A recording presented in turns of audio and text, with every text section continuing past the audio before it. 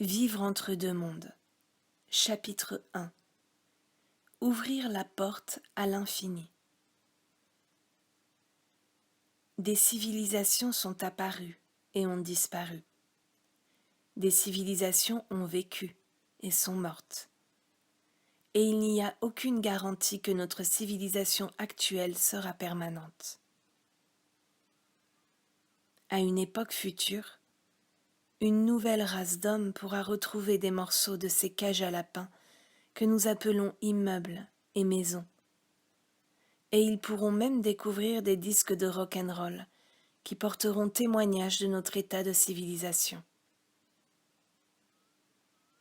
Le fait est que, tout comme d'autres civilisations ont disparu, beaucoup peuvent aussi disparaître avant que la vérité que chaque mystique a révélée soit découverte et démontrée, qui est que chaque homme a la capacité qui lui est inhérente d'abandonner de telles mesures protectrices que l'instinct de conservation et d'ouvrir la porte de sa conscience afin de recevoir l'Esprit de Dieu.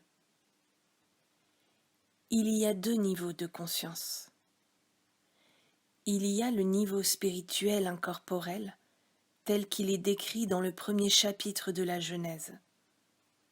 À ce niveau, l'homme créé à l'image et à la ressemblance de Dieu ne manifeste ni péché, maladie, mort, manque ou limitation, ni une quelconque forme d'inhumanité de l'homme envers l'homme. Ceux qui sont nés dans l'état de conscience du premier chapitre de la Genèse n'ont ni père ni mère. Ils sont la conscience Melchisédek. Ils ne sont pas une progéniture physique et n'ont pas de parenté humaine. Ils sont incorporels. Mais ceux qui sont nés de parents humains sont nés au niveau de la création vue par le second chapitre de la Genèse, le monde du mental, la conscience mortelle du bien et du mal qui constitue l'état humain. C'est cet état humain qui nous fait penser qu'en détruisant notre ennemi ou notre concurrent, nous pouvons vivre et prospérer, ou qu'en privant quelqu'un de sa liberté, nous pouvons devenir plus grands. Un levain est nécessaire pour briser la carapace de l'autopréservation.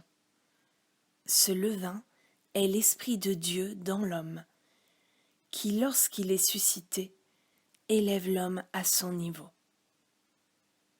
Alors, au lieu de l'homme dont le souffle est dans ses narines, nous avons maintenant le Fils de Dieu, cet homme qui a son être en Christ.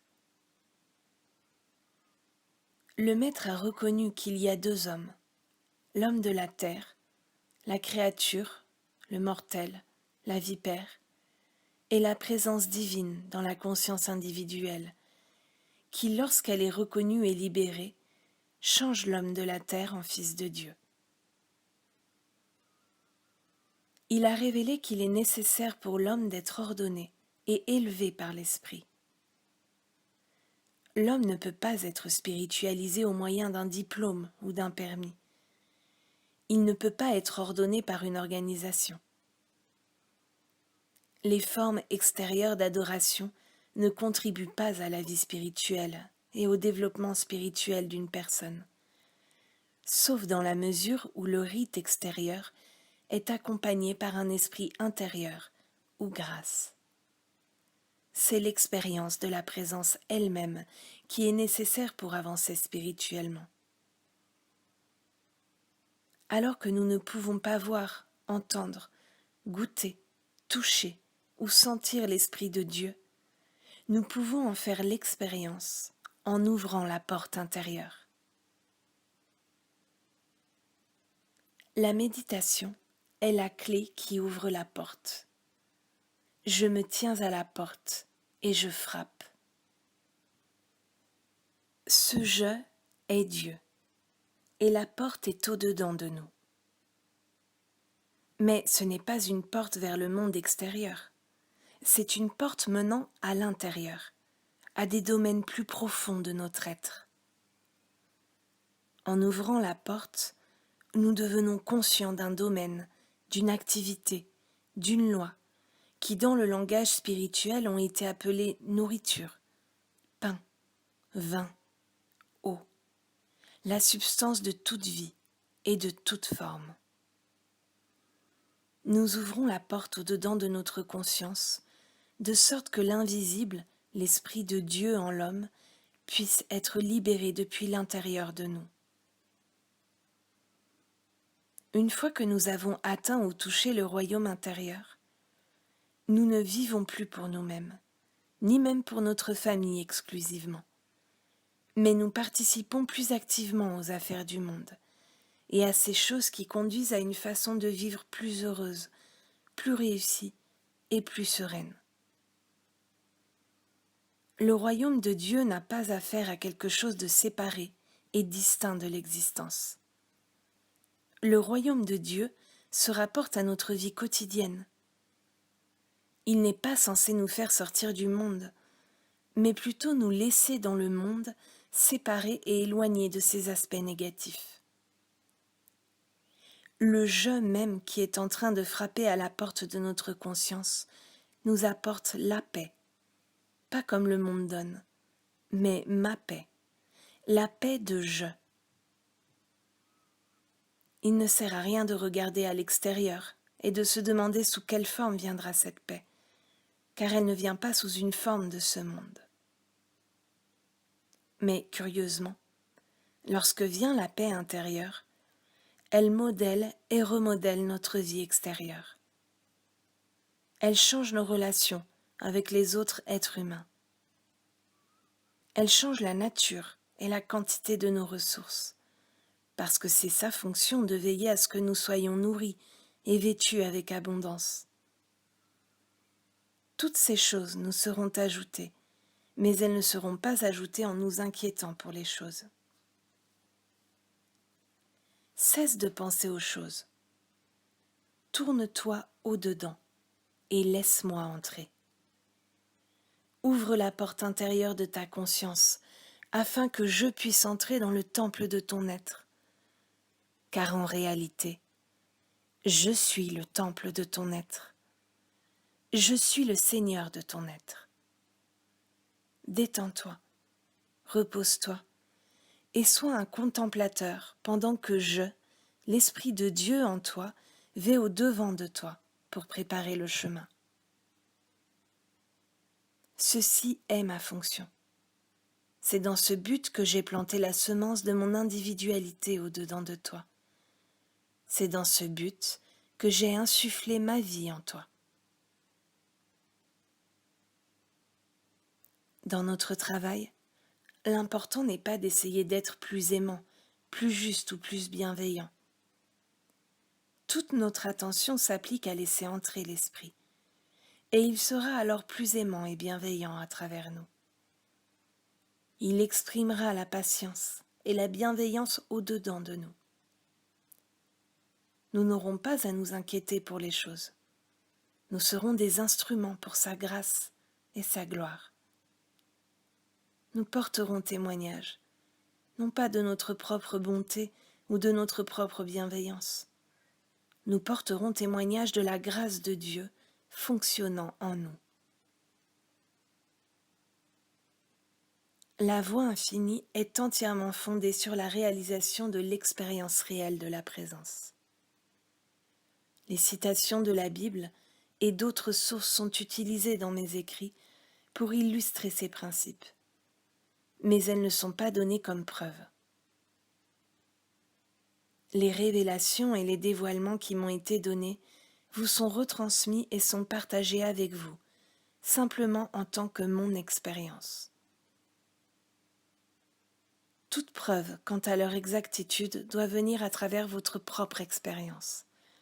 Parce que, et sur ce point je suis sûre que l'Écriture ne changera jamais, ils ne se laisseront pas persuader quand même quelqu'un des morts ressusciterait.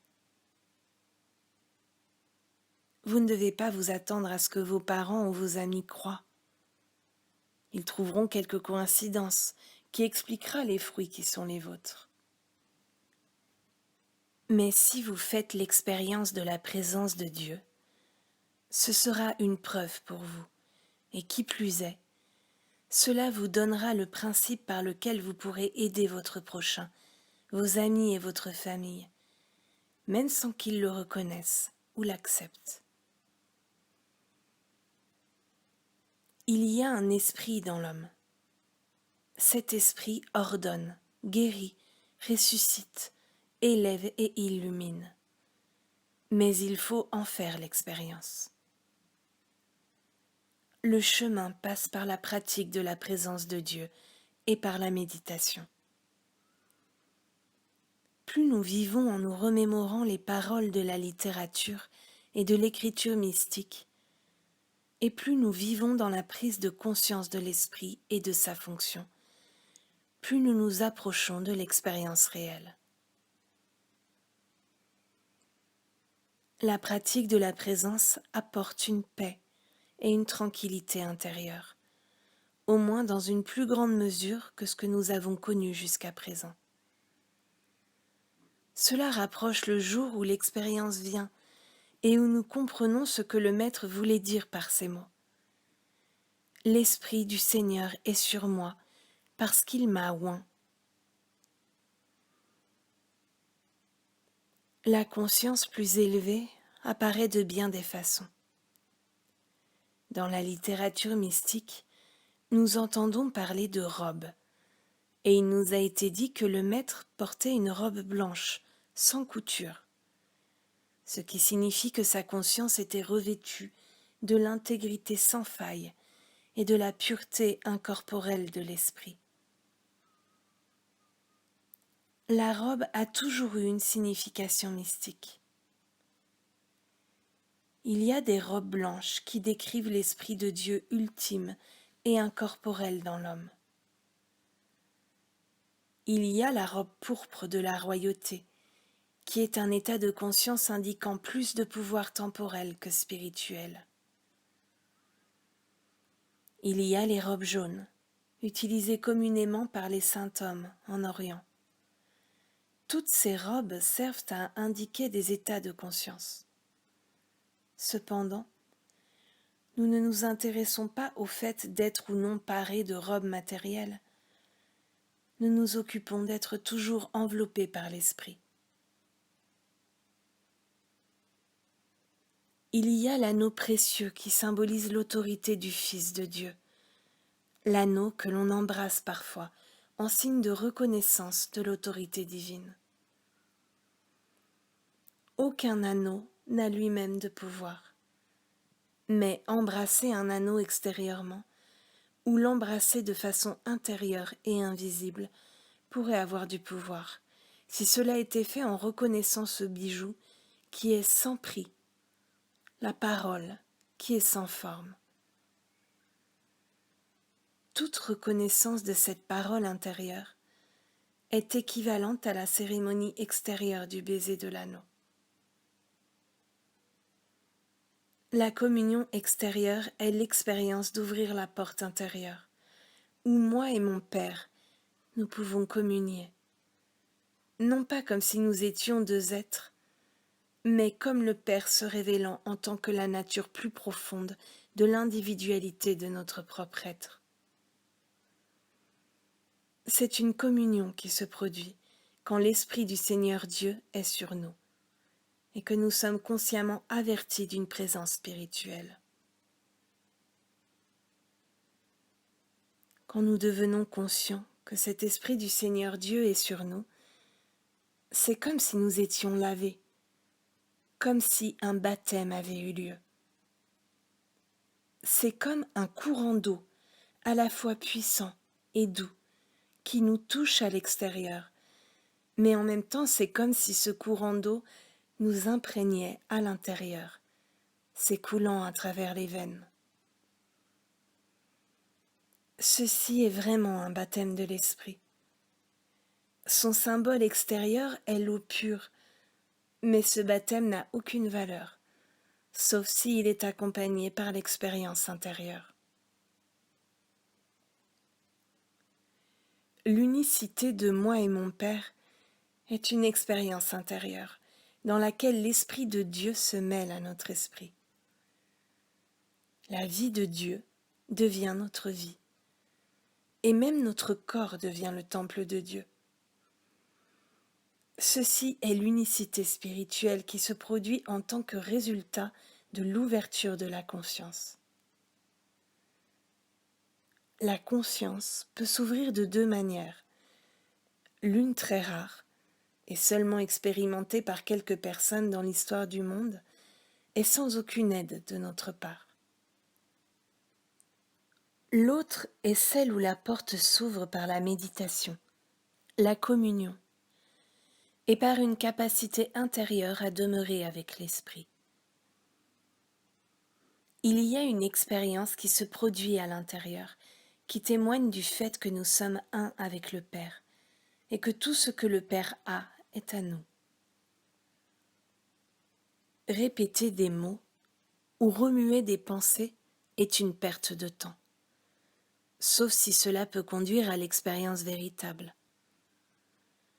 La foi en le pouvoir de quelques combinaisons de mots est aussi futile que la foi en un veau d'or.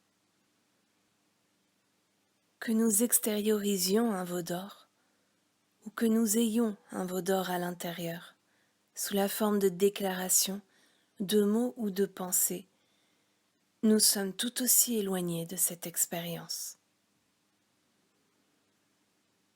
Les pensées sont légitimes. Les mots sont légitimes.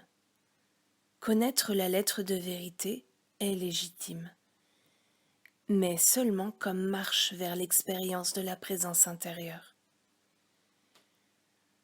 Quand dans notre méditation, nous avons ouvert la porte de la conscience et avons senti la présence entrer, et nous ne la cherchons pas dans la forme, car ceci ne serait qu'un autre veau d'or, mais nous l'attendons sous la forme d'une prise de conscience, d'une assurance, d'une paix. Nous pouvons être sûrs que Dieu est présent. La guérison ne se produit que lorsque l'Esprit de Dieu porte témoignage au-dedans de la conscience de celui qui est en train de prier. La prière, ou le traitement séparé et distinct de l'expérience de la présence de Dieu, ne guérit pas. En revanche, l'expérience de la présence de Dieu rend très souvent la prière ou le traitement inutile. Il est enseigné aux praticiens de la voie infinie de ne pas compter du tout sur la prière ou le traitement, à moins qu'ils ne ressentent que l'Esprit de Dieu porte témoignage en eux et qu'ils ne reçoivent une libération intérieure.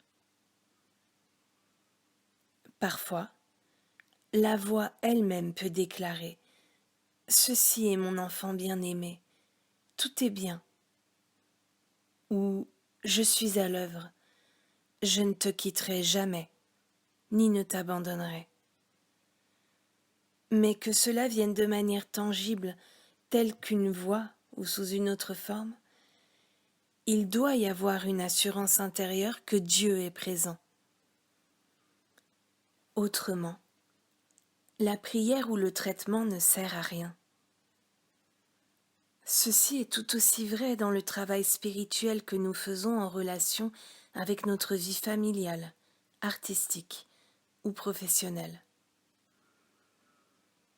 L'expérience réelle de la présence doit être ressentie au-dedans de nous. Quand elle l'est, le miracle se produit dans le domaine extérieur. Une autre raison pour le manque de guérison est que nous cherchons très souvent la guérison au lieu de la plénitude. Chercher la guérison signifie désirer se débarrasser d'un mal, d'une douleur, d'une discorde, d'une malformation ou d'une disharmonie. Ceci n'est pas une façon d'aller à Dieu. La seule façon juste d'aller à Dieu est d'y aller pour l'expérience de plénitude en Dieu. Et ceci veut dire l'acceptation d'être lavé des traits humains auxquels chacun de nous s'accroche. Nous avons tous des traits humains dont nous serions contents d'être débarrassés. Mais il y en a peut-être d'autres que nous ne permettrions à personne de nous enlever. Et ceux-ci sont les traits mêmes qui sont les barrières à la guérison. En observant jusqu'à quel point nous aimerions substituer une bonne condition humaine à une mauvaise, nous saurions pourquoi nos prières restent sans réponse. Il est futile d'aller à un Dieu spirituel pour trouver une solution humaine fondée sur des idées humaines de ce qui est juste. Nous devons être disposés à abandonner tous les concepts relatifs à la solution d'un quelconque problème, parce que le succès ne vient qu'avec l'abandon des désirs matériels ou humains, et avec le désir du gouvernement de Dieu sur la terre. Mais quand nous ouvrons notre conscience à une solution spirituelle, elle vient d'une manière humaine à laquelle nous n'aurions jamais pensé ou que nous n'aurions jamais conçu. Aller à Dieu pour la plénitude de la robe, la plénitude de l'esprit, le baptême véritable, veut dire accepter d'être soigneusement lavé dedans et dehors. La guérison spirituelle est une belle activité si nous pouvons nous élever au-dessus du désir de guérir quelqu'un, si nous pouvons nous élever au-dessus de la pitié pour les maladies et les douleurs d'une personne, ou si nous pouvons nous élever au-dessus des tentatives de sortir quelqu'un de sa détresse. Même si nous réussissions, 99% des personnes retomberaient dans quelque chose de pire. Mais là où il y a une transformation de conscience, c'est autre chose. L'état de conscience métaphysique, dans lequel il y a principalement un souci des effets, démontrer la santé, les ressources, la pureté ou bien vaincre les faux appétits, ne fait pas partie du mysticisme. Dans le mysticisme, nous cherchons seulement à atteindre cet esprit qui était aussi dans le Christ Jésus, à atteindre la robe, l'homme complet. Jusqu'à ce qu'il y ait une reconnaissance qu'il y a un grand je qui se tient à la porte de la conscience. Il n'y a pas de possibilité d'entrer dans le royaume mystique. Mais quand il y a cette reconnaissance, la conscience est immédiatement ouverte pour recevoir l'esprit. Et finalement, nous arrivons là où nous pouvons dire avec Paul, « Je vis, mais ce n'est plus moi qui vis, c'est Christ qui vit en moi. » Cette présence intérieure vit ma vie. Ouvrir notre conscience au flux du grand je nous donne une habileté plus aiguisée dans le monde des affaires, dans notre profession ou dans notre art, parce que cette conscience à 4 dimensions non seulement nous rend plus vifs, mais nous pousse à penser en termes de bien universel plutôt que personnel. Nous avons avancé dans la conscience depuis l'homme de la terre à l'homme spirituel. Les nouvelles découvertes de l'écriture corroborent la justesse de l'idée des 2 hommes, l'homme de la terre et l'homme spirituel, et la nature de ce qui met en lumière dans l'homme de la terre l'homme spirituel. Le monde métaphysique n'a pas accepté l'idée de 2 hommes. Au lieu de cela, il a insisté sur l'idée que l'être humain est spirituel et parfait, ce qui est ridicule quand nous voyons la personne qu'il appelle spirituelle et parfaite. Dans la Bible, l'homme est identifié à sa nature double, l'homme de la terre qui doit se dévêtir de la mortalité et revêtir l'immortalité, afin que ce qui est mortel soit englouti par la vie. Ceci, nous dit-on, s'atteint par une transformation de la conscience. Cette transformation peut être amenée soit au moyen d'une intervention directe de Dieu, comme dans le cas de Moïse sur le sommet de la montagne, soit au moyen de l'intercession d'un maître spirituel.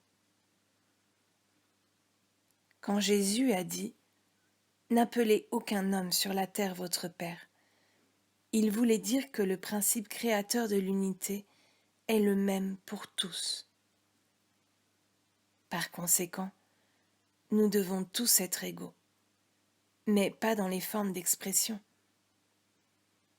La beauté ne se trouve pas seulement dans une rose. Nous pouvons voir la beauté dans une pierre ou dans un morceau de bois. Ainsi, nous devons aussi voir que l'intelligence est accordée par Dieu, mais que nous n'en exprimons pas tous la même mesure. L'intelligence est emmagasinée en nous, mais la mesure que nous en exprimons est déterminée par la quantité que nous y puisons. Quand nous vivons les principes de vérité, sans en parler, d'autres personnes sont témoins de ce qui se produit et sont conduites à nous.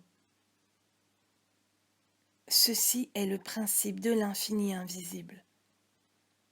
Nous n'avons pas besoin de prononcer la vérité. Nous n'avons pas à en faire la publicité. Nous devons la vivre, et elle se répand alors hors de nous, sans que nous sachions comment cela se produit. Aucun d'entre nous ne sait pourquoi les gens sont incités à aller dans la direction de la vérité. La seule chose que nous sachions vraiment est que cette incitation n'est pas humaine. Le plus grand pouvoir sur la terre est le pouvoir du silence. Le pouvoir spirituel ne peut pas être exprimé en mots ou pensées, pas plus qu'il ne peut venir à travers les mots ou les pensées.